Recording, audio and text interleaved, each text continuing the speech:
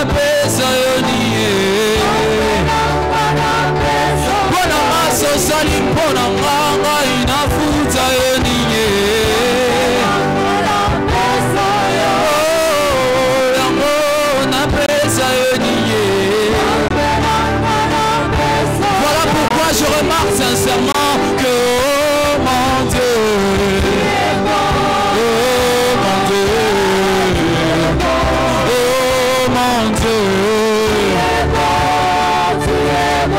je remarque sincèrement que, oh mon Dieu, oh mon Dieu, oh mon Dieu, yango na lobi ngai na pesa yoninye,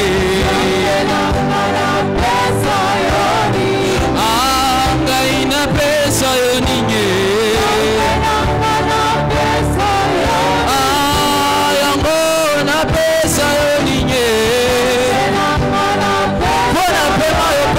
Motema ngai nafusa yoninye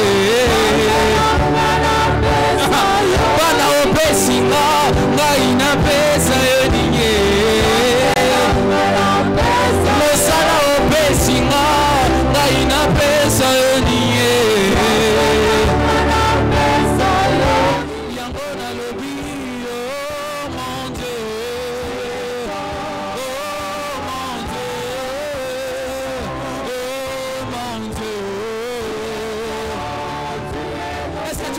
monter ce chant. Oh mon Dieu, oh mon Dieu, oh mon Dieu. Ah, Emma, Emma, Emma, Emmanuel. Ah, Emma, Emma, Emma. Ah, Emmanuel est à la tombe.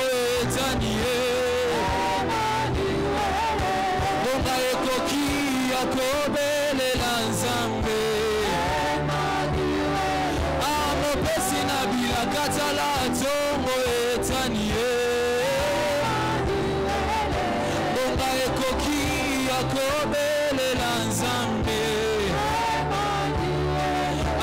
Emmanuel yamba milolo nanga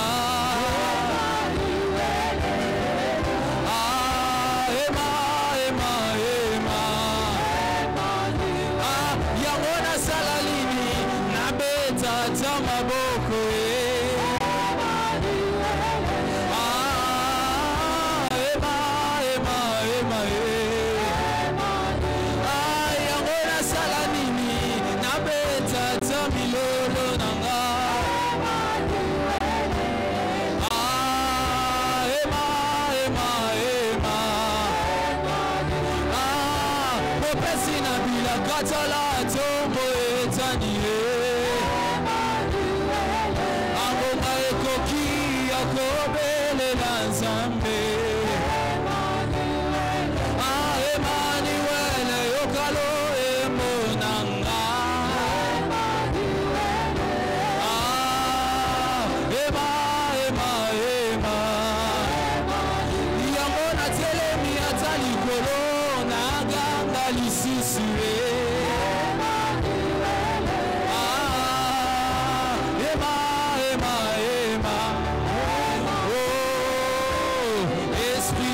sur moi. Oh, Esprit descend sur moi. Alléluia. Encore à le jouer. Le Pentecôte. Esprit descend. Comme à le jour. Esprit descend. Oh, Esprit agit en moi.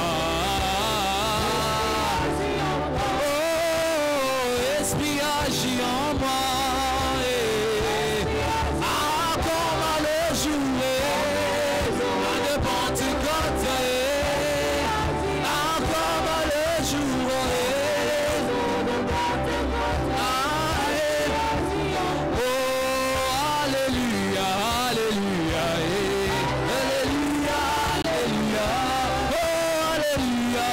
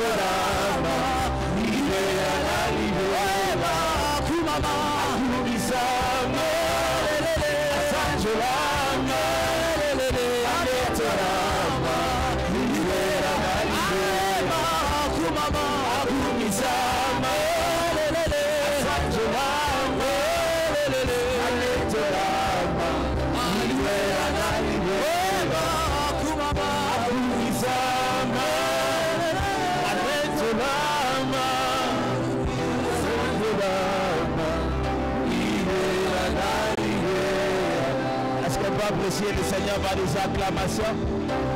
Est-ce que tu peux mieux acclamer pour Jésus? Je disais, est-ce que tu peux mieux acclamer pour Jésus? Est-ce que tu peux ajouter des cris de joie, des cris de joie, des cris de joie, de célébration à celui qui est mort et ressuscité?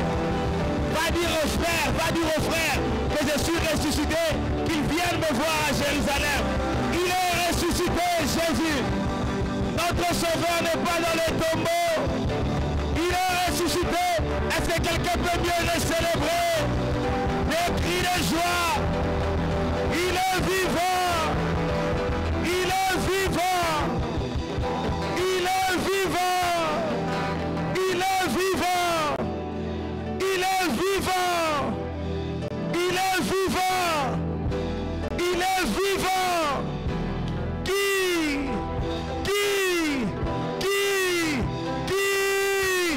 Est-ce qu'on peut célébrer le ressuscité?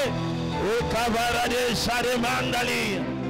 Nous te célébrons, toi qui vis par toi-même. Toi qui es au milieu de nous ce soir. Toi qui vas parler à nos cœurs. Toi qui t'es racheté un peuple pour ton adoration. Un peuple que nous sommes.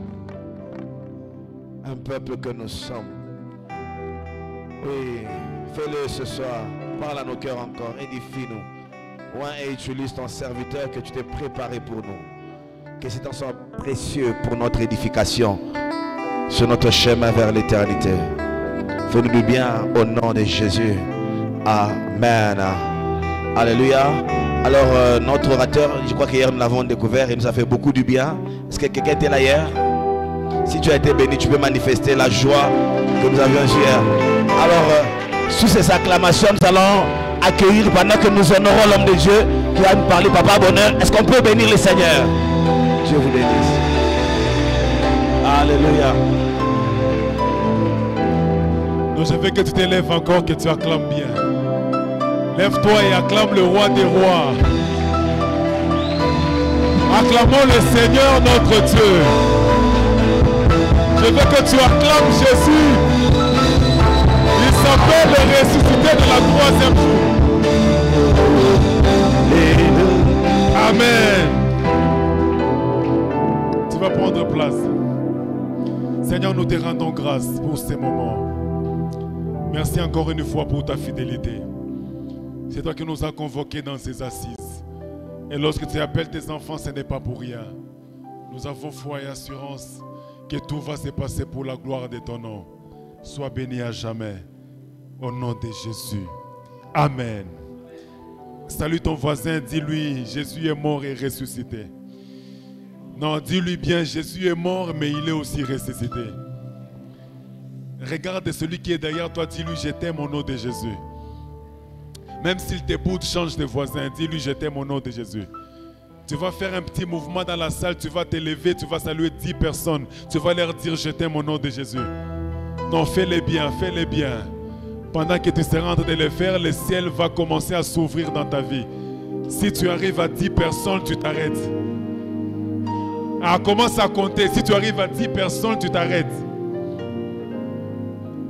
Dis-lui, je t'aime au nom de Jésus. Ah non, fais-le bien. Souris un peu. C'est la fête, c'est la Pâque. Amen. Acclame maintenant pour toi-même et puis pousse les cris de joie en honneur de notre Dieu. Amen. Je suis encore content d'être là aujourd'hui. Je pense que nous étions là hier. Qui était là avec nous? Quelqu'un était béni hier ou il faudrait qu'on remonte encore très fort? Quelqu'un était béni? Si quelqu'un était béni, qu'il lève juste sa main. Et nous allons rendre gloire à Dieu parce qu'il est merveilleux. Amen. Nous avons commencé notre séminaire hier. Et moi, mon intervention s'arrête aujourd'hui où nous étions en train de parler de notre grand thème afin que la croix de Christ ne soit pas rendue vaine. Amen. Et nous avons essayé d'expliquer, notre passage principal était 1 Corinthiens 1, le verset 17, le point B. C'est ça notre passage important que nous avons partagé. Et nous avons développé un sous-thème qui est intitulé « Même s'il ne le fait pas ». Amen. Et nous avons expliqué comment la croix a une importance dans notre vie. Lorsque nous arrivons à croire et à accepter que Christ est mort sur la croix, nous acceptons de le suivre. Automatiquement, notre vie doit prendre une nouvelle tournure. Nous n'allons pas vivre comme tout le monde. Nous allons vivre d'une autre manière à la différence des hommes. Amen, amen. Et nous devons lutter, en synthèse, je veux dire, par rapport à ce que nous avons dit hier, nous devons lutter pour que la croix de Jésus, l'œuvre de la croix, ne soit pas rendue vaine. Amen, amen. Et aujourd'hui, nous allons continuer dans la même pensée, mais en partageant un autre sous-thème qui va s'intituler Gethsemane. Amen. Je vais t'inviter à la lecture. Nous allons faire 4 lectures rapidement. Je vais parler pendant quelques minutes, et puis nous, on va prier pour nous. Mets-toi debout, nous allons lire Luc 10. 30 à 35, pour ceux qui écrivent, Luc chapitre 10, versets 30 à 35. Et puis nous allons aussi lire rapidement Luc 22, 39 à 46. Vous allez souffrir pour la lecture et nous allons lire une seule fois et on va terminer, on va partager la parole. Et puis nous allons lire notre troisième passage, ça sera Psaume 23, verset 4. Psaume 23, verset 4. Nous allons terminer par Jean 14, verset 6. Nous commençons par Luc. J'aime toujours quand nous lisons ensemble, ça fait l'onction, ça fait du bien. Luc chapitre 10 du 30e au 35e verset. Quelqu'un est là déjà prêt? Si tu es prêt, dans Luc 10, 30 à 35, nous allons lire tous ensemble. Au nom de Jésus-Christ, lisons. Jésus reprit la parole et dit: un homme descendait de Jérusalem à Jéricho, lis avec moi. Il tomba au milieu des brigands qui les dépouillèrent, les chargèrent de coups et s'en allèrent, les laissant à demi-mort. 31. Un sacrificateur qui par hasard descendait par le même chemin, ayant vu cet homme, passa outre. 32. Un lévite qui arriva aussi dans ces lieux, l'ayant vu, passa outre. 33. Mais un samaritain qui voyageait, étant venu là, fut ému de compassion lorsqu'il les vit. 34. Il s'approcha et banda ses plaies en y versant de l'huile et du vin. Puis il les mit sur sa propre monture, les conduisit à une hôtellerie et prit soin de lui. 35. Le lendemain, il tira 2 deniers, les donna à l'hôte et dit: aie soin de lui, et ce que tu dépenseras de plus, je te les rendrai à mon retour. Parole du Seigneur. Prenons Luc 22. Luc 22, 39 à 46. Luc chapitre 22, 39 à 46. Nous sommes là, Luc 22, 39 à 46. Lisons au nom de Jésus. Après être sorti, lisons ensemble, il alla selon la coutume à la montagne des Oliviers. Ses disciples le suivirent. Lorsqu'il fut arrivé dans ces lieux, il leur dit: priez afin que vous ne tombiez en tentation. Puis il s'éloigna d'eux à de la distance d'environ 1 jet de pierre, et s'étant mis à genoux, il pria, disant: Père, si tu voulais éloigner de moi cette coupe, toutefois que ma volonté ne s'efface pas, mais la tienne. Alors un ange lui apparut du ciel pour le fortifier. Étant en agonie, il priait plus instamment, et sa sueur devint comme des grumeaux de sang qui tombaient à terre. Après avoir prié, il s'éleva et vint vers les disciples qu'il trouva endormis de tristesse. Et il leur dit: pourquoi dormez-vous? Levez-vous, priez, afin que vous ne tombiez en tentation. Psaume 23, verset 4, rapidement. Psaume 23, verset 4. Nous lisons une fois pour toutes et nous allons terminer. Psaume 23, verset 4. Vous êtes là? Psaume 23, verset 4. La Bible dit, lisons ensemble: quand je marche dans la vallée de l'ombre de la mort, je ne crains aucun mal, car tu es avec moi. Jean 14, verset 6 pour terminer. Jean 14, verset 6.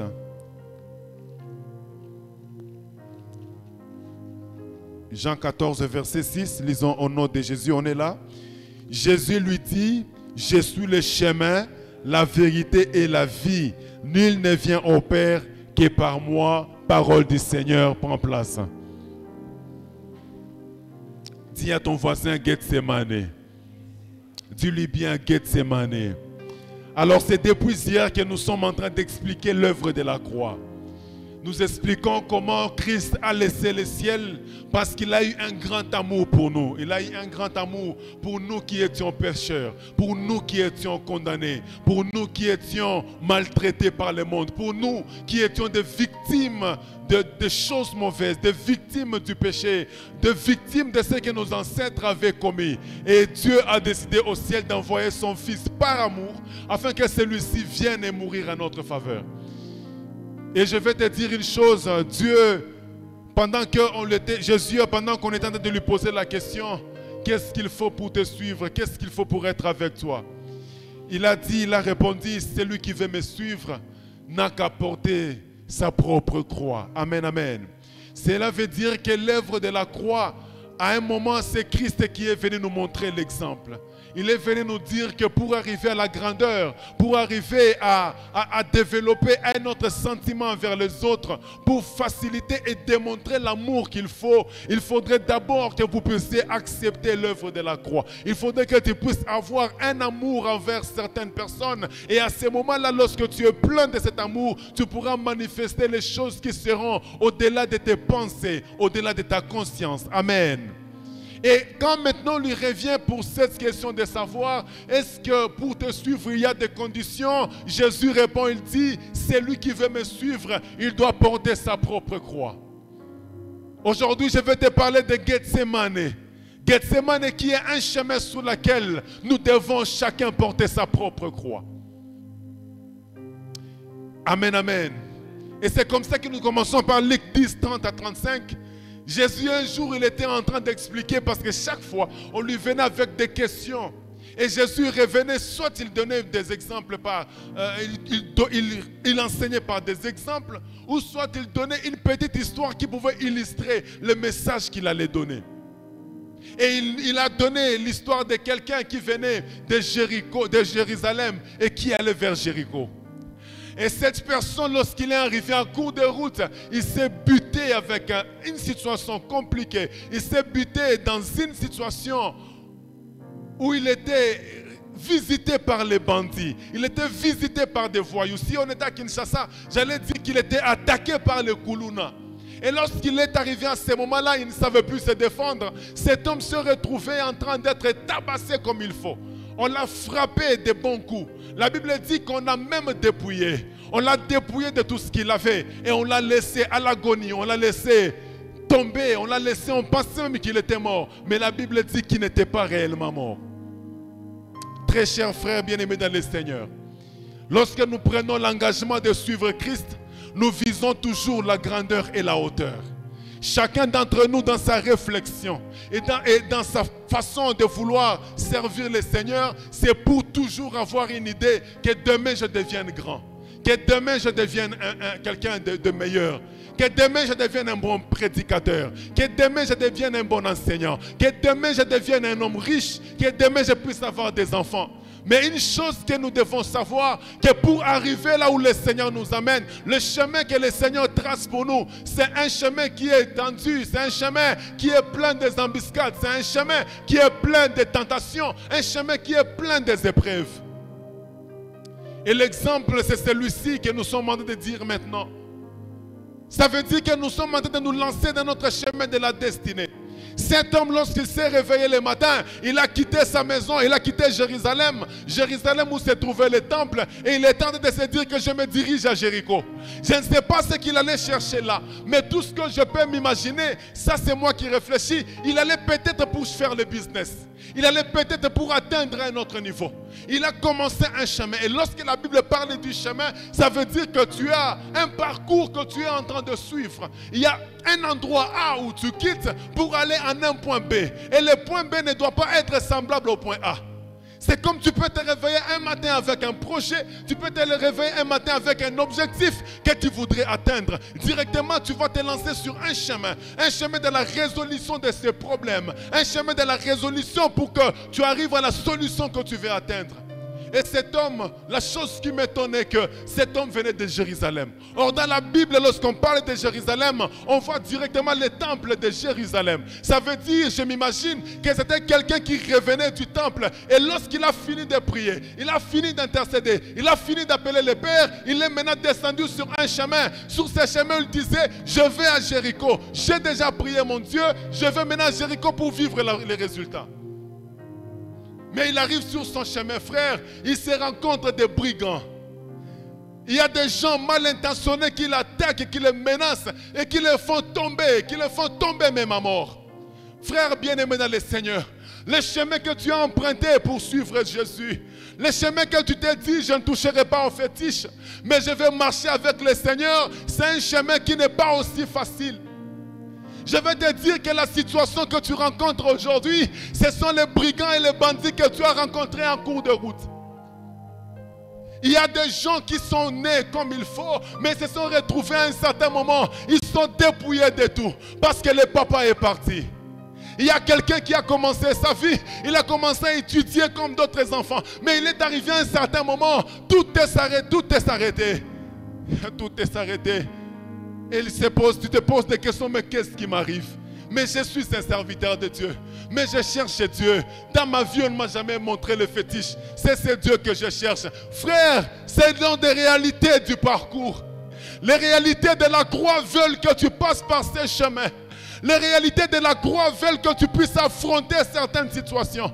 Les réalités de la destinée ne veulent pas que tu puisses y aller avec tout le monde, mais que tu puisses passer par des chemins qui vont te rendre encore plus fort, des chemins qui vont te rendre encore plus efficace. Je parle à quelqu'un qui passe des moments durs maintenant. Je suis en train de réveiller la conscience ou de parler à l'oreille d'une personne qui est passée par des accidents. Ta vie a pris une autre tournure depuis le jour où tes parents sont partis. Ta vie a pris une autre tournure depuis que cet oncle qui t'aidait à t'accompagner, à te faire étudier, t'avait abandonné, il t'a laissé. Ta vie a pris une autre tournure depuis le jour où tu étais en train de te fiancer. Quelqu'un est venu, il t'a dit il t'aime, mais à un certain moment il t'a lâché, il t'a abandonné. Il t'a déçu et tu t'es retrouvé dépouillé de toute la force. Dépouillé de tout ce que tu avais de précieux. Tu t'es retrouvé que tu es dépouillé de tout. Tu ne sais même plus bouger, frère. Tout le monde te regarde et ils se rendent compte que tu es quelqu'un qui venait de quelque part, mais tu n'es pas encore arrivé. Il y a des choses qui t'arrêtent sur le chemin. Des choses qui t'arrêtent sur le chemin. Je vais rappeler à une veuve, depuis le jour que son mari est parti, c'est ce jour-là il a commencé à vivre les misères. Tu avais commencé ta petite vie sans problème. Tu as eu ton premier enfant, tu as eu le deuxième. Mais il est arrivé un jour, le mari est parti, ou même le travail de l'homme s'est arrêté. Et vous avez commencé à traverser des situations difficiles. Tu te poses des questions, mais Nassambelaka, je cherche Dieu. J'ai toujours été à l'église. Cet homme, il revenait de Jérusalem. Et j'ai dit que sûrement il revenait du temple. C'est après la prière que cet homme a subi ses conséquences. Combien de fois, frère, tu te retrouves, tu viens de l'église, tu viens de l'intercession, tu viens de la retraite, où le Seigneur notre Dieu te donne des révélations, des prophéties. La parole qui sort, c'est une parole qui t'encourage. Mais dès que tu foules tes pieds à l'extérieur pour te lancer sur ta destinée, les choses ne marchent pas. Tu avais un peu d'argent, tu te disais que cet argent, je vais l'utiliser pour peut-être payer une chemise parce que je n'en ai plus. Tu arrives en cours de route, tu perds cet argent, frère.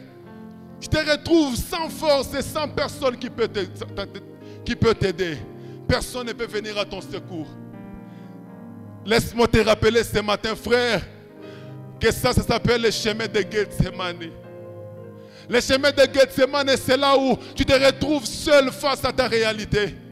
C'est un chemin devant lequel tu es obligé de boire la coupe. Tu es obligé de suivre parce que si tu ne le fais pas, tu n'arriveras pas. Le chemin de la destinée est accompagné par beaucoup de choses. Le chemin de Gethsemane, c'est un chemin qui peut te faire pleurer aujourd'hui, mais je vais te rassurer qu'après, il y a une solution qui sera trouvée. Le chemin de Gethsemane par lequel tu passes, parce que tu manques le travail, frère, mais je vais te dire, accepte ce chemin. Accepte ce chemin parce que le Seigneur a besoin de t'amener dans une autre dimension. Je me pose toujours la question, Papa Eliel, pourquoi c'est seulement à Gethsemane où Jésus est allé, il s'est retrouvé en train de pleurer seul devant sa destinée? C'est parce que Gethsemane signifie un pressoir d'huile. Gethsemane signifie pressoir d'huile. Ça veut dire que quelqu'un qui passe par Gethsemane, à la fin, il doit arriver à produire de l'huile. Et l'huile, c'est quelque chose qui va te permettre à multiplier ce que tu n'avais pas. Rappelle-toi de cette veuve qui n'avait dans sa maison qu'une petite assiette d'huile.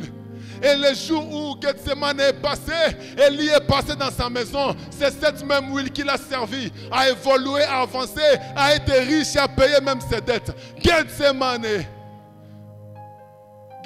un lieu difficile. Tu as besoin d'avancer, d'affronter, mais tu te retrouves que les choses ne marchent pas. Comme c'est comme en Swahili, ici au Katanga on dit Abibambe. Tu essaies de marcher, mais tu sens que les choses ne marchent pas. Qui d'entre nous passe par cette situation? Est-ce que tu connais des choses qui sont en train de te faire pleurer aujourd'hui? Il y a des choses, frère, que tu n'arrives même pas à expliquer. À Gethsemane, tu te retrouves dans une position où tu ne sais même pas expliquer des choses aux gens. On te voit en train de pleurer, mais lorsqu'on te dit pourquoi tu pleures, tu ne sais même pas qu'est-ce que tu vas dire. Gethsemane. Gethsemane, c'est un parcours de vainqueurs. Gethsemane, c'est un parcours de héros. C'est un parcours où on doit presser l'huile. Le Seigneur doit se rendre compte qu'il peut quand même te faire confiance. C'est à Gethsemane où tu dois accomplir ta mission. C'est à Gethsemane où tu dois prouver que je dois porter cette croix. Je dois porter cette croix, frère. Continue à affronter tel que tu es. Affronte ta destinée, frère, en traversant le chemin sur lequel le Seigneur t'a placé. Sur lequel le Seigneur t'a placé. La Bible est en train de déclarer que cet homme se retrouvait en cette circonstance. On le croyait mort, mais il était seulement à demi-mort. Cet homme n'était pas encore mort parce qu'il y avait encore en lui un peu de souffle. Depuis que tu as commencé à souffrir, depuis que tu passes par des conditions difficiles, je viens te rappeler une chose, tu n'es pas encore mort. Tu n'es pas encore mort. Tu es seulement là, tu es tombé, on t'a tabassé. Mais frère, tu n'es pas encore mort. Tu n'es pas encore mort et ça veut dire que la vie peut toujours te surprendre un jour. Les choses peuvent toujours changer et devenir bien en ta faveur. Nous sommes des témoins de Gethsemane. Moi, je suis passé par des chemins où j'étais en train de me dire, Seigneur, est-ce que tu existes ou tu n'existais pas? À un moment de la vie, frère, j'étais obligé de commencer à faire, comment on appelle? À décharger des camions, frère. Pour qu'on me paye 2000 francs. Pour qu'on me paye 1000 francs. Et le jour où j'ai 10 $, frère, j'ai dit, le Seigneur m'a visité aujourd'hui. Gethsemane. Gethsemane, c'est un chemin pour nous tous. C'est un chemin par lequel nous devons passer. Si tu ne passes pas par ce chemin, tu ne seras pas un meilleur demain. Le Seigneur veut que tu passes par là pour qu'il puisse presser l'huile. L'huile qui va servir pour son temple. L'huile qui va servir pour sa maison. L'huile, c'est le témoignage qu'il va dire. Effectivement, celui-ci, c'est un enfant de Dieu. L'huile doit être pressée. En nous, il y a des choses qui doivent tomber. Frère, il y a des fois l'orgueil ne tombe que si tu passes par des situations difficiles. Quelqu'un qui n'est jamais passé par des situations difficiles demeurera orgueilleux toute sa vie. Elle va négliger les gens.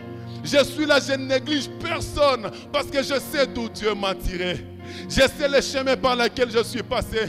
Je n'aime pas voir quelqu'un qui est en train de monter au-dessus d'une autre personne. Frère, tu n'es pas encore mort. Il y a encore un peu de souffle. Je viens chuchoter à ton oreille que même si tu ne bouges pas, même si les choses n'avancent pas, il y a encore un peu de souffle. Un peu de souffle. Sur le chemin de Gethsemane, frère, il y a les autres qui peuvent passer par là et avancer. Voilà pourquoi cet homme sur cette route, il s'est retrouvé qu'il y a un sacrificateur qui est passé. Le chemin que nous empruntons, ce n'est pas un chemin que nous devons partager avec d'autres personnes.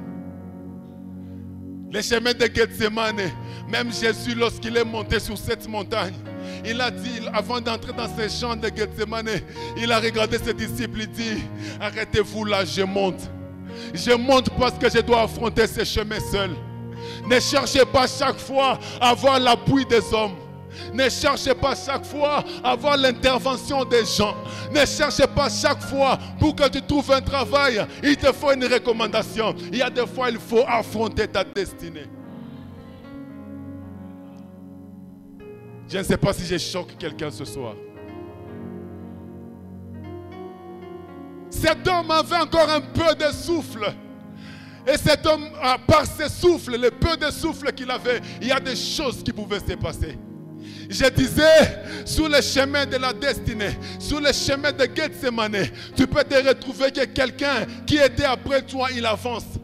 Il avance, tu regardes, mais qu'est-ce que lui il a fait pour progresser comme il progresse? Je vais te dire une vérité, frère. Dans la vie, il y a toujours deux catégories de choses. Là où il y a des choses qui ne marchent pas, mais pendant que tu penses que ça ne marche pas, de l'autre côté, les choses marchent. Quand on va parler de la crise, il n'y a pas l'argent. Il y a des gens qui vont te dire, je n'ai même pas l'argent pour acheter un sac de farine, mais il y a une autre personne qui va en acheter 5. Il ne faut pas suivre cette voie. Il ne faut pas suivre les autres qui sont autour de toi, mais affronte ta destinée. Et c'est ce que Jésus-Christ est en train de dire. Tu dois porter ta propre croix, frère. Dans la vie, accepte de porter ta propre croix. Cette différence n'a pas commencé aujourd'hui. Cette différence a commencé depuis la Bible. Quand vous lisez la Bible dans Genèse 1, le verset 1, et si tu descends un peu au verset 2, Papa Eliel, la Bible dit qu'au commencement, Dieu créa les cieux et la terre. Mais au verset 2, on dit, la terre était informe et vide. Et moi, je me pose la question, comment nous tous, on nous crée le même jour? On crée le ciel et la terre. Nous tous, on nous a créé le même jour, à la même minute. Mais comment se fait-il que la terre va rester informe et vide? Qu'en est-il du ciel?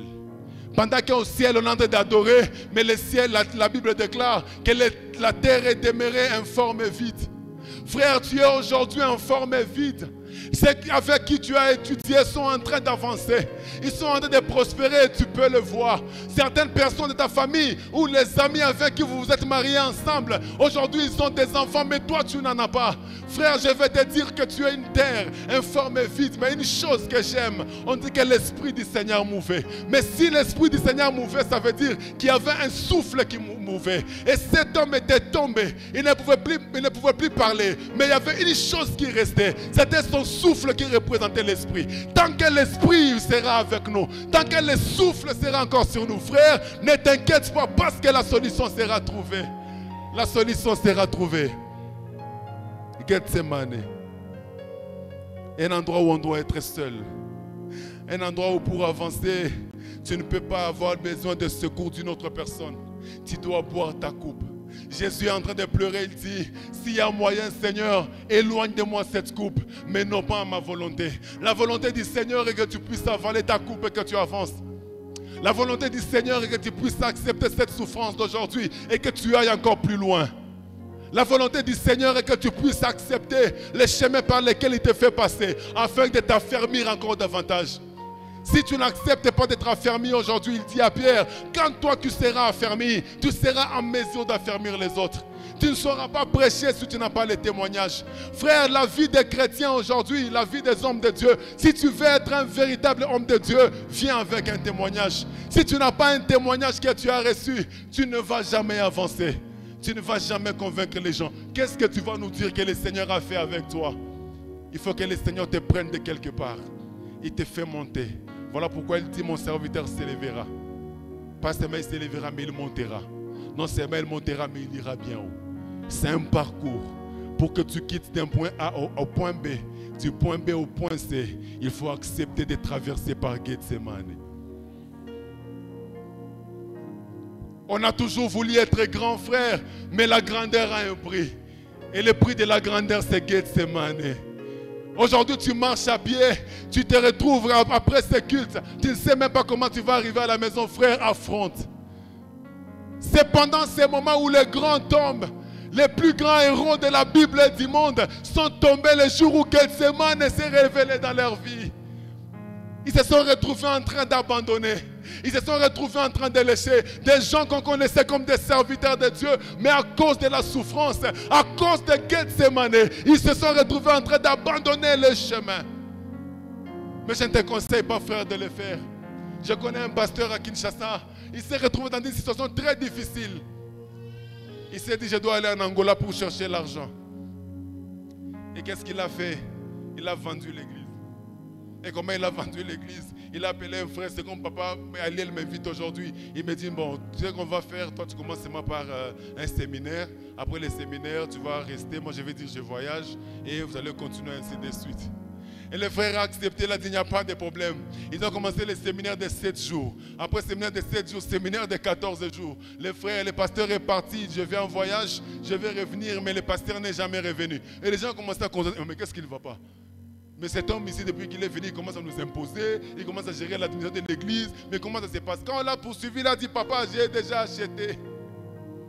J'ai acheté et l'église et les gens. Donc tu es là, tu es assis, on t'a déjà vendu. Parce que tu es venu dans une église où le pasteur n'a pas pu supporter Gethsemane. Ayons toujours des hommes forts au devant de nous, qui même si ça ne marche pas, ils sont en mesure d'affronter. Ils n'ont pas besoin de le prouver à tout le monde que je souffre, mais lui-même dans son cœur, il sait comment il souffre, il sait comment il passe des moments difficiles. C'est ce genre de personnes que nous voulons devant nous. Nous ne voulons pas des gens qui, lorsque ça ne va pas, ils vont aller chez les chrétiens, chez les fidèles, pour chercher de l'argent par force, pour chercher la dîme par force. Ce sont des gens qui n'arrivent pas à affronter Gethsemane.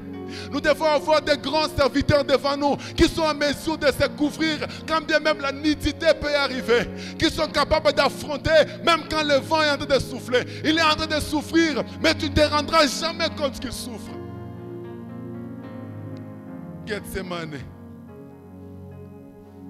Mais une vérité que je vais te dire ce soir est que Gethsemane n'est pas un lieu où tu dois vivre. Gethsemane, c'est un passage. Voilà pourquoi David était en train de dire, l'Éternel est mon berger, je ne manquerai de rien. Il arrive au verset 4, il dit, quand je marche dans la vallée de l'ombre de la mort, je ne crains aucun mal. Quand je traverse la vallée, frère, la vallée de l'ombre de la mort que tu es en train de vivre aujourd'hui, ce n'est pas un endroit où tu seras éternellement. C'est juste un lieu de passage pour toi. C'est un lieu de passage qui est en train de t'amener quelque part. Ça t'amène à une résolution, à un résultat que quand toi-même tu vas regarder, tu diras oui, le Seigneur m'a visité. Accepte de traverser. Gethsemane, ce n'est pas un endroit où tu vas dormir. Ce n'est pas un endroit où tu vas passer ton éternité. Ce n'est pas un endroit parce que tu as connu le Seigneur, parce que tu as accepté Dieu, il va te faire traverser Gethsemane. Après Gethsemane, le Seigneur notre Dieu a y affronté tout ce qu'il fallait. Mais la Bible déclare qu'après toutes ces choses, il a reçu un nom au-dessus de tout nom, devant lequel tout genou fléchit. Ça signifie que Jésus a reçu une grandeur plus élevée, une grandeur exponentielle. Tu veux avoir la grandeur? Traverse ces chemins. Tu vas traverser Gethsemane. Gethsemane, c'est juste un passage. À Gethsemane, Jésus est monté. La Bible déclare que lorsqu'il était là, il a souffert. Mais il est rentré pour voir ses disciples dire: priez pour que vous ne tombiez dans la tentation. Ça veut dire seulement que si ce n'est pas ma place, mais priez quand même pour que vous puissiez aussi passer par cette voie. Et lorsque vous y passerez, vous serez des meilleurs, vous serez des grands, vous serez des bons, vous allez être un témoignage pour le monde. Gethsemane, ce n'est pas un endroit où je vais mourir. La Bible déclare, quand je traverse, je suis en train de déclarer ce matin que le moment de la traversée arrive maintenant dans ta vie. Je déclare à quiconque qui est en train de souffrir ce matin que le temps de la traversée est arrivé. Le temps de la traversée est déjà arrivé. Tu vas traverser, tu vas aller, tu vas traverser et tu vas témoigner. La Bible déclare: vous me chercherez et vous partirez. Lorsqu'on cherche le Seigneur, on ne se limite pas seulement à le chercher, mais il y a un mouvement qui se passe, le moment de partir. Et lorsque le Seigneur te libère à partir, c'est pour aller maintenant dans les nations, c'est pour aller maintenant pour témoigner, c'est pour aller maintenant pour te montrer que le Seigneur m'a pris de quelque part, il m'a fait passer par les temps difficiles, mais regarde aujourd'hui ce que je suis. Le Seigneur va transporter une personne ce soir et l'amener dans une nouvelle destination. Tu vas arriver là où le Seigneur veut que tu arrives. Tu seras transporté. Tu ne comprendras pas la force que le Seigneur te donnera, mais tu te retrouveras à un certain moment que je suis déjà arrivé. Je suis déjà arrivé. Je traverse aujourd'hui, mais je finirai par dépasser ces moments de traversée. Que le Seigneur fortifie une femme maintenant qui est en train de se poser la question que bientôt l'année scolaire va se terminer. Mais comment ça va se passer l'année prochaine? Parce que déjà, l'année ici, c'était très chaud. C'était très difficile. Mais comment ça va se passer l'année prochaine? Je vais t'informer que tu es en train de traverser. Aujourd'hui, le Seigneur va nous faire passer dans ce qu'on appelle la traversée. Quand on appelle Pâques, Pâques signifie aussi la traversée. Donc nous quittons d'un point et nous sommes en train d'aller dans un autre point. Même si les vents peuvent souffler, même si les problèmes peuvent s'élever, mais je sais une seule chose, que je vais traverser. Une autre réalité que je vais te dire en rapport avec Gethsemane. La Bible est en train de déclarer: quand je traverse la vallée de l'ombre de la mort. Il ne s'agit pas de la mort, mais il s'agit juste de l'ombre. Quelqu'un m'a entendu? Il ne s'agit pas de la mort, mais il s'agit de l'ombre de la mort. La mort en réalité ne peut pas te toucher, mais c'est l'ombre de la mort qui peut te visiter. Tu peux sembler que tu es en train de mourir, mais dans la réalité tu ne meurs pas, parce qu'il s'agit seulement de l'ombre de la mort. Il s'agit seulement de l'ombre de la pauvreté. Il s'agit seulement de l'ombre des échecs. La réalité est que toi tu es riche. La réalité est que toi tu es bon. Mais ce qui est vrai, le temps n'est pas encore arrivé. Il s'agit seulement de l'ombre de la mort. Frère, tu ne mourras pas. Tu ne mourras pas dans ces conditions. Il s'agit seulement de l'ombre. Il s'agit de l'ombre à Gethsemane. La réalité est que la victoire est déjà donnée. Mais je traverse seulement la vallée. Mais c'est la vallée de quoi? La vallée de l'ombre de la mort. Je ne suis pas dans la mort, mais je suis en train d'affronter l'ombre de la mort. L'ombre d'une personne, ce n'est pas une personne. Ce que tu vis aujourd'hui, frère, je veux seulement te rappeler que c'est l'ombre. Ce n'est que l'ombre et ça va passer. Et une autre réalité, pour qu'il y ait l'ombre, c'est qu'il y a une lumière. On ne peut jamais parler de l'ombre s'il n'y a pas de lumière. Si tu es dans les ténèbres, jamais tu ne verras l'ombre. Mais si tu es en train de voir l'ombre de la mort, c'est qu'il y a une lumière qui est à côté. Et lorsqu'on parle de la lumière, on voit Jésus. Jésus, c'est la lumière du monde. Il dit, vous êtes la lumière, je suis la lumière du monde. Si je suis la lumière du monde, les autres choses et les problèmes vont se présenter comme de l'ombre. Ça ne fera absolument rien, parce qu'il suffit que la lumière change de côté pour que l'ombre aussi change de côté. Il suffit que la lumière s'allume comme il faut, ou ça se braque sur toi et l'ombre disparaît. Toi qui traverses les moments difficiles, je te rappelle que le moment du passage est arrivé. Le moment de la traversée est déjà là. Tu ne vis que l'ombre. C'est l'ombre de la mort que tu as de traverser. Mais en réalité, frère, il n'y a pas de l'ombre. Il y a plutôt la lumière. Et ce qui est en train de t'attaquer, c'est la mort, mais en sous forme de carton. Ce qui t'attaque aujourd'hui, c'est le chômage, mais sous forme de carton. Parce que ce sont des choses qui vont se débarrasser sur ta vie. Il s'agit juste de la réalité de la vie. Mais demain ou après-demain, tu auras la solution. Celui qui veut me suivre, il doit apprendre à porter sa propre croix. La propre croix, elle ne pèse pas trop. Parce que la Bible déclare que votre fardeau est léger. Je rends votre fardeau léger. Si Jésus-Christ a affronté la mort, il te laisse toi affronter l'ombre de la mort. Si Jésus-Christ lui-même a affronté la mort, il est sorti vivant. Il t'a déjà donné la victoire. Il t'a dit, toi, affronte seulement l'ombre de la mort. Le problème, c'est qu'il veut t'informer. Respecte seulement la procédure. Normalement, j'étais déjà béni. Normalement, j'étais déjà élevé. Normalement, j'étais déjà distingué. Mais affronte seulement. Ce que tu affrontes, ce n'est pas la mort en vrai. Mais c'est juste l'ombre de la mort. L'ombre de la mort. Dis après moi, l'ombre de la mort. L'ombre de la mort. On va traverser et le Seigneur va nous faire grâce. Et pour terminer, je vais parler de l'intervention de Christ. Lorsque cet homme était tombé, la Bible déclare qu'il a eu 3 sortes de visitations. La première visitation que cet homme avait reçue, c'était la visitation des sacrificateurs.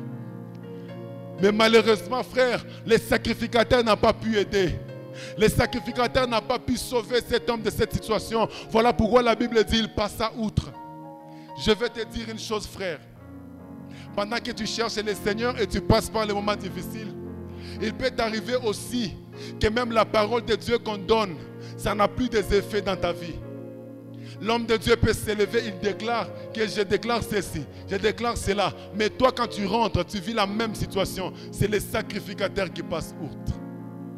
C'est les sacrificateurs qui passent outre. Ce n'est pas qu'il n'a pas la possibilité d'agir, mais ce n'est pas le temps où il doit faire ces choses.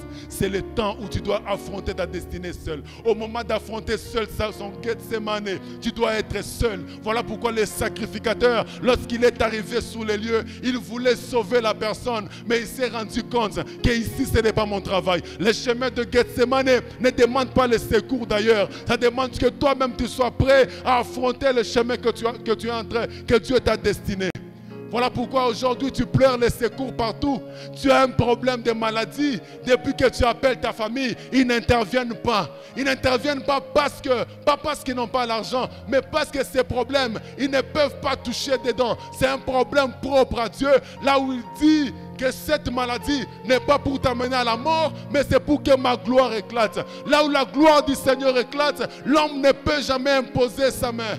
L'homme ne peut jamais apporter sa contribution. S'ils ne veulent pas aider tes enfants, si tu te rends compte dans la vie, frère, que tu cherches les secours ailleurs, ça ne vient pas. Dis-toi, je suis à Gethsemane, où le Seigneur seul va ouvrir la solution, où le Seigneur seul va donner la solution à mon problème.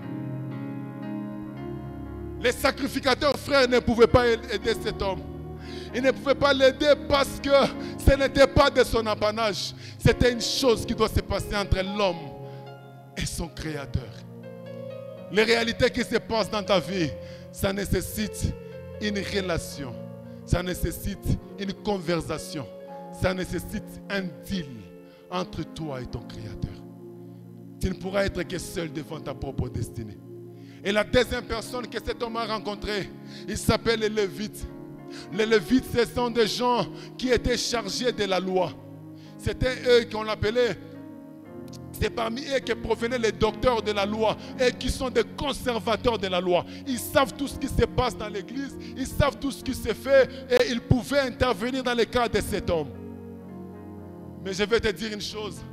Quand tu es à Gethsemane, des fois tu peux même manquer la raison là où tu devrais l'avoir. Les gens vont t'accuser faussement. Tu essaies de te justifier, ça ne marche pas. Parce que même la loi ne peut jamais être en ta faveur. Même la nature ne pourra jamais être en ta faveur. Même les gens sur qui tu comptais, qui pouvaient constituer pour toi la preuve que réellement ce n'est pas toi qui as fait, mais ils vont te dire que c'est pour ces problèmes n'est pas à notre pouvoir. Gethsemane. Si même la parole de Dieu n'arrive pas à donner la solution au moment même, la loi aussi ne donne pas, c'est que la meilleure des choses à faire, c'est se laisser entre les mains du Seigneur. S'abandonner entre les mains de Dieu. Mais une troisième intervention que j'ai toujours aimée, c'est l'intervention de cet homme qu'on appelle les Samaritains. Pour une petite histoire, les Samaritains et les Juifs ne s'entendaient pas. Et dans la réalité des choses, lorsqu'on voit un Samaritain, c'était comme l'exemple de quelqu'un qui est sale. C'était comme l'image de quelqu'un qui est pécheur, quelqu'un qui ne respecte pas la loi juive, quelqu'un qui ne respecte pas la doctrine.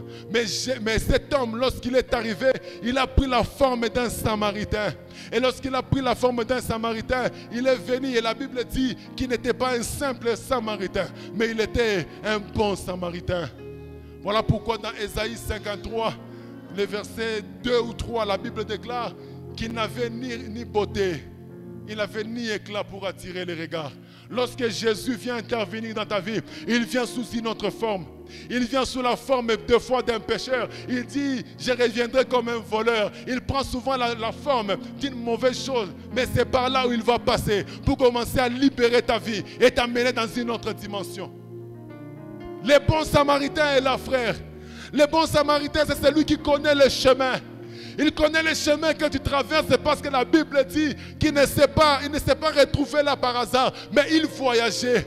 Et celui qui voyage, c'est celui qui connaît les chemins par lesquels le Seigneur est en train de le faire passer. Le bon Samaritain, quand il est venu, il maîtrisait bien les chemins. Je veux te dire une chose, qu'à la fin de tout, tu vivras l'intervention d'une personne qu'on appelle le bon Samaritain. Et ce bon Samaritain s'appelle Jésus. Il s'appelle Jésus, il n'est pas un Samaritain simple pour qu'on ne le confonde pas à tout le monde, mais on l'appelle un bon Samaritain.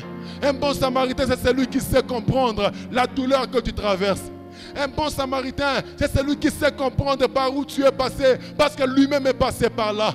Le bon Samaritain, c'est mon Jésus. Il est passé par la croix, il est passé par Gethsemane. Il sait comprendre que là où tu passes, c'est un endroit très difficile et je ne peux que m'arrêter pour t'aider.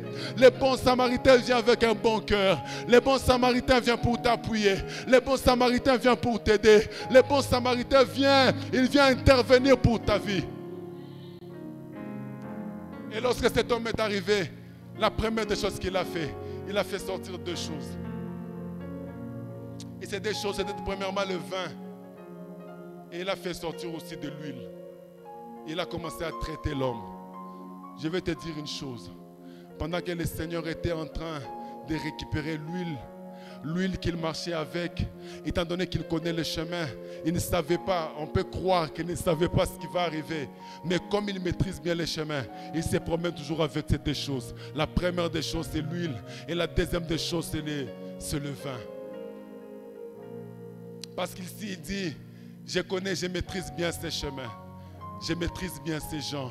Ils peuvent toujours passer par ces chemins. Je peux rencontrer quelqu'un dans les chemins. Il faut que je lui présente l'huile.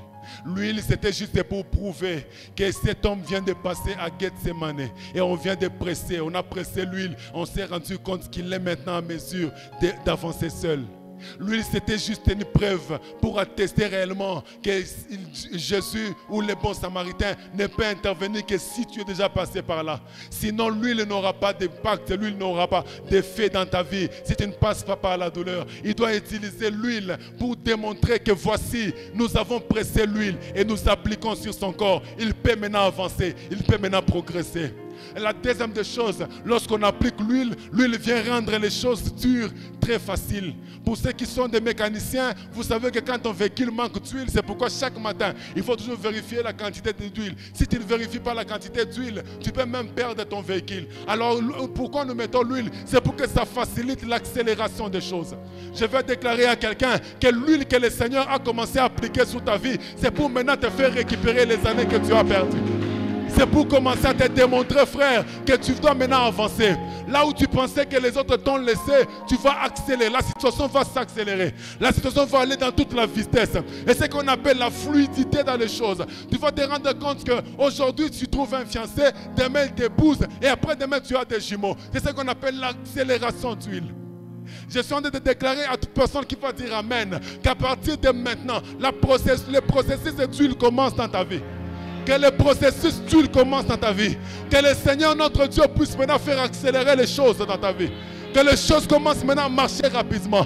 Là où ça ne marchait pas, tu es pendant assez longtemps. Tu as été en train de souffrir. Mais maintenant, l'huile sera en train de traverser. L'huile sera en train de pousser les choses. L'huile va même te faire glisser. Tu vas glisser avec l'huile. Tu étais à ce point ici. Tu ne vas plus marcher. Mais tu vas glisser jusqu'à là où ta destinée te pousse. Amen, amen. Quand quelqu'un marche sur l'huile, c'est une chose différente. Tu ne vas plus marcher, mais tu vas maintenant glisser. J'ai dit à quelqu'un, tu vas maintenant glisser dans ta vie. Tu vas maintenant glisser dans ta vie.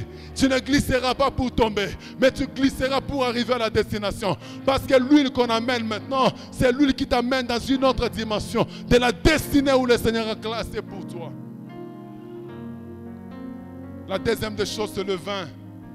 Le vin, c'était juste pour rappeler que lorsque j'étais aussi à Gethsemane, ma sueur s'était transformée en grumeau de sang. Et il dit à ses disciples, prenez ceci en mémoire de moi. Ça veut dire que chaque fois que la situation est difficile, je me rappellerai du vin. Je me rappellerai du vin qui signifie le symbole de la croix de Christ, de ce sang qui a coulé. Et lorsque le sang a coulé, on a dit tout est accompli. Lorsque le sang a coulé, on a dit il a effacé l'acte dont l'ordonnance nous condamnait. Jésus-Christ, lorsqu'il fait sortir son vin, lorsque cet homme fait sortir son vin, c'est juste pour dire que nous annulons toutes les condamnations. Si ça venait de la famille, ça s'arrête aujourd'hui. Si ça venait des voisins, ça s'arrête aujourd'hui. Si ça vient des héritages, ça s'arrête aujourd'hui. Cet homme n'a plus à forcer. Il n'a plus à forcer parce que je me suis promené avec ces grumeaux de sang que j'ai transformé en vin. Et ce vin, c'est ce que j'ai leur donné pour qu'il puisse toujours boire à ma mémoire. Lorsque vous allez boire cela en sa mémoire, ça veut dire que vous acceptez que la condamnation tombe. Ça veut dire que vous acceptez que la malédiction tombe. Ça veut dire que vous acceptez que la mort s'arrête. Vous acceptez que les ténèbres s'arrêtent et un autre parcours commence dans votre vie. C'est un autre chemin que tu vas commencer à affronter. C'est un autre chemin que tu vas affronter. Les bons samaritains signifient seulement ce que nous avons lu dans Jean 14, le verset 1er, où la Bible dit, c'était dans Jean 14, le verset 6, où Jésus-Christ est en train de dire, je suis le chemin, la vérité et la vie. Ça veut dire que cet homme pensait qu'il était en train d'avancer seul, mais en réalité, il marchait sur le chemin qui était Jésus. Cet homme était en train de marcher sur la vérité qui était Jésus lui-même. Or, la personne qui est sur Jésus, il ne peut jamais trébucher. Une chose que je n'ai jamais compris. Pourquoi ces gens l'ont frappé et l'ont laissé sur le chemin? Pourquoi on n'a pas pris, on l'a jeté dans la bourse, on l'a jeté quelque part pour qu'il soit effectivement dépassé? Frère, la souffrance que tu as, tu le passes, oui, mais tu es sur le chemin. Tu es sur le chemin parce que le chemin, c'est Jésus. Le chemin, c'est Jésus lui-même. Il dit, je suis le chemin, je suis le chemin, je suis la vérité. Pourquoi la vérité? Je suis la vérité parce que je vais ramener tout à l'ordre. Si la loi n'a pas pu te défendre, si la prédication ou le sacrificateur n'a pas pu te sauver, mais moi j'amène la vérité. Je vais prouver aux gens que tu es vivant. Je vais prouver aux gens que tu peux encore prospérer. Ceux qui t'ont négligé hier, ils vont comprendre par la vérité que j'apporte que tu n'étais pas ce qu'eux pensaient. On a pensé que tu étais pauvre, mais moi je suis la vérité. Je vais leur dire que normalement tu es riche. Peut-être on te traite de sorcier, mais la vérité quand elle vient, c'est pour ramener les choses sur le chemin. Laisse que la vérité de Dieu soit maintenant fixée dans ta vie. Que ce que les gens pensent de toi ne soit pas ce que tu es réellement. On pense que tu es impudique, mais lorsque la vérité du Seigneur viendra, on va t'élever, on va dire, elle n'était pas impudique, c'était une servante de l'Éternel. Il n'était pas un voyou, lui c'était un enfant qui était choisi par le Seigneur, mais il passait seulement par Gethsemane. Frère, le temps de la vérité est arrivé. Le temps où Jésus-Christ va se manifester comme le chemin, il va se manifester comme la vérité. Et à la fin, on dit qu'il est la vie. Il vient donner maintenant la vie. Et quand on parle de la vie, je ne suis pas en train de voir ici. C'est seulement la vie où nous sommes en train de vivre. Mais c'est cette vie où on dit, cet homme vit. Quand on dit quelqu'un vit, c'est-à-dire tu as tout ce qu'il faut. Quand tu vois une ancienne, les anciens parents nous disaient, Moutouana a ça la vie. À ça la vie, ça veut dire il s'est retrouvé dans une position où il pouvait toucher facilement l'argent, il pouvait facilement construire, il pouvait facilement avancer, il pouvait facilement progresser, il pouvait facilement donner aussi aux autres. C'est cette vie que le Seigneur nous amène. Ce n'est pas seulement la vie de respirer, mais c'est la vie de vivre aussi de bonnes choses. C'est la vie de vivre aussi de grandes richesses. C'est la vie de vivre aussi de grandes bénédictions. Je viens te parler ce matin, ce soir, sois dans la joie. Sois dans la joie parce que le chemin, la vérité et la vie va se manifester dans ta vie. Il s'appelle le bon samaritain. Le bon samaritain est prêt, il est disponible à faire quelque chose de nouveau dans ta vie. Là où tu avais perdu, le bon samaritain est là. Et il va te dire, relève-toi maintenant et va aider les autres. Toi qui étais là, tu attendais le secours des gens. Il va maintenant s'élever dans ta vie et dire, viens maintenant. Tu peux maintenant faciliter aux autres la vie. Moi, j'étais quelqu'un qui pour trouver 1000 francs, c'était un problème. Pour que je puisse trouver 5 $, c'était un problème. Mais Dieu nous a amenés dans une position où je peux aussi payer les études des gens, où je peux aussi payer les vêtements des gens, où je peux nourrir quelqu'un du 1er au 30 par la facilité que Dieu me donne. Ce n'est pas par ma volonté. Nous avons accepté Gethsemane. On a accepté Gethsemane et nous sommes devenus, non seulement nous avons la vie, mais nous sommes devenus des donneurs de vie. Que Dieu nous bénisse.